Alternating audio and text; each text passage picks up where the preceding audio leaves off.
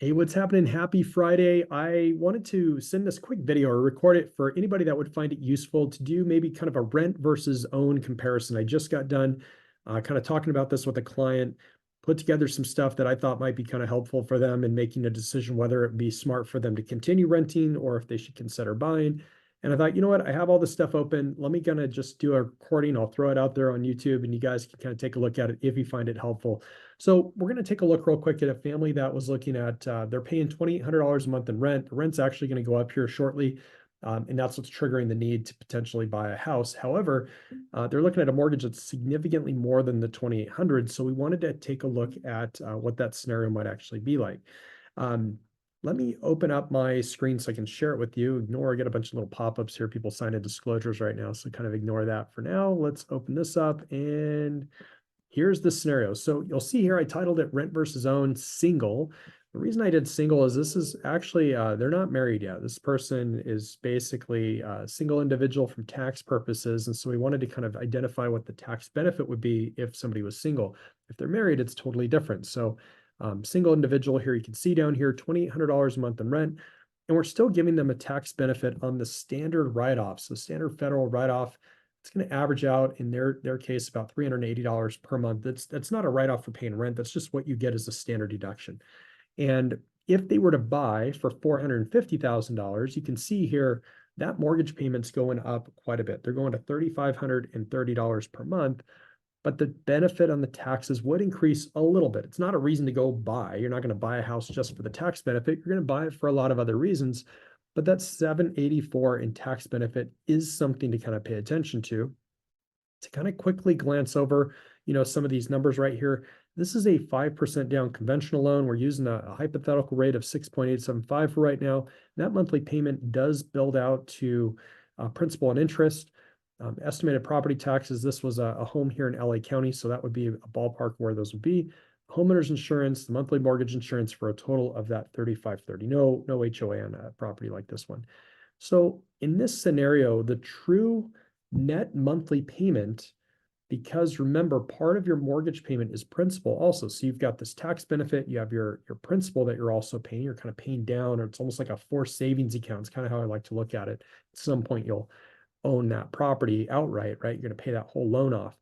And so 3530 is what you're paying every single month. It's what your check you have to write for. But the true net pay is actually similar to what you'd pay in rent. So if you're paying $2,800 a month in rent, you got your standard tax deduction, you're about $380 per month. Your net pay is about $2,419. Well, your net pay when you buy a house at $450 in this scenario with today's interest rates, etc., it's about $2,387. So not too much different, right? These are very, very similar.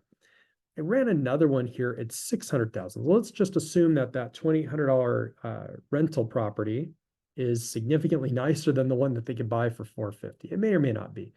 But let's say we wanted to get something that's pretty nice. So we're going to make the leap. We want to get something that's a little nicer. We're going to spend 600 grand here in Palmdale, California to get a property like that. So now we're paying way more. We got 4657 per month going out. Again, that's in property taxes, insurance, principal and interest, mortgage insurance. Our tax benefit steps up a little bit. So does our principal, because part of that payment is principal. And so our net monthly, our net loss, if you will, is 3133. So we're paying more. We're paying, in this case, $713 more in net loss than we were in rent. But we end up with a $600,000 house. What I want to show you is what happens. This is all the way down here. This would be on the net worth scale of things. And for some reason, this is not pulling up here on the scale, but let me show you it right here. So in rent, total payments would have been $422,000, 617. And let's just use that $600,000 sample. Total payments would have been $558,000. Principal paid $82,000. Tax benefit 115 grand. And so net cost would have been 361. Actually, in this is a 10-year window. Net cost would have been a little bit cheaper than it would have been for rent. However, during that time, the real estate values, we're going to make the assumption that they've gone up. And I'm going to show you a stat on that here in a second that might actually make a little bit more sense. The real estate value going up over time let's say $888,000 here on the value of that home, and the loan balance would have been coming down at $487,000.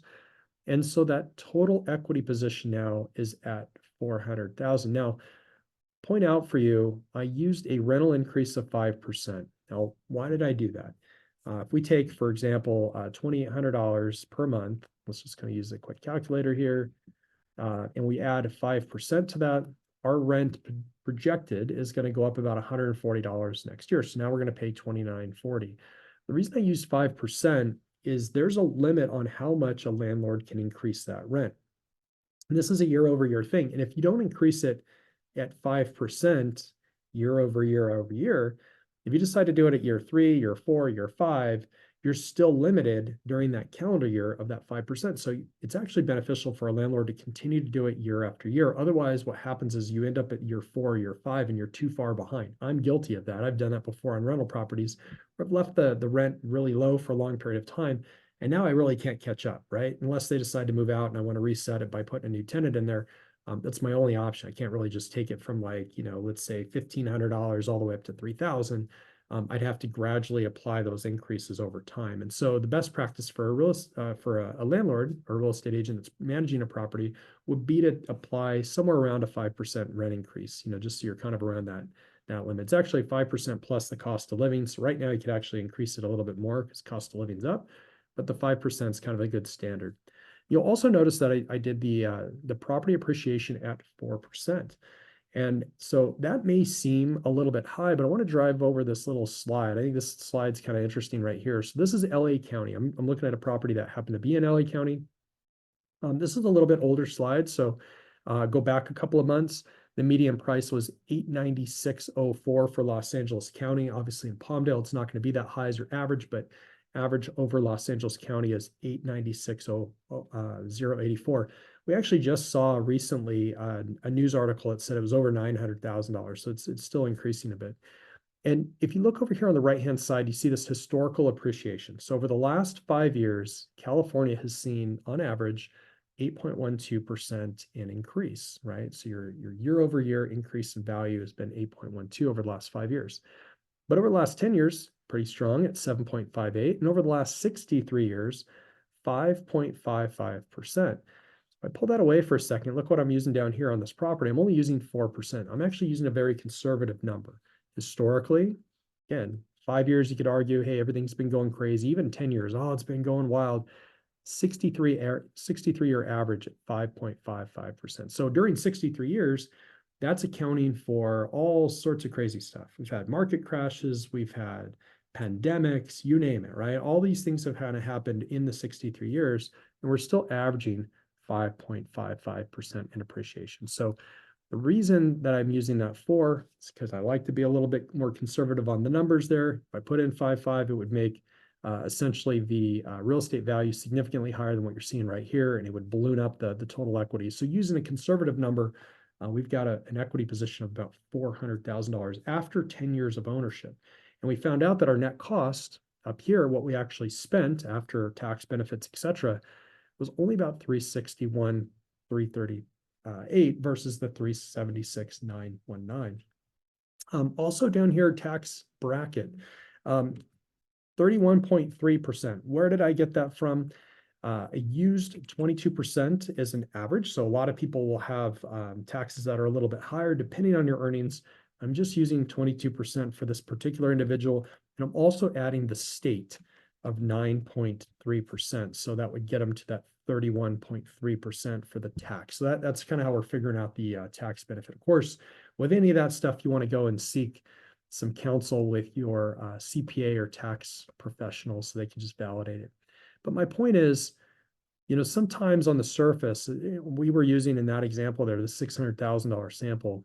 It may look on the surface like, hey, I'm spending way too much to buy this house. And you should be nervous if you're jumping from $2,800 to $46,000, no doubt about it. But if you can swing it and you want to kind of lock in your housing payment for the near future, it's probably a smart move. It could be something that you can consider. Again, if you're safe, if your finances are stable, it's probably something to consider.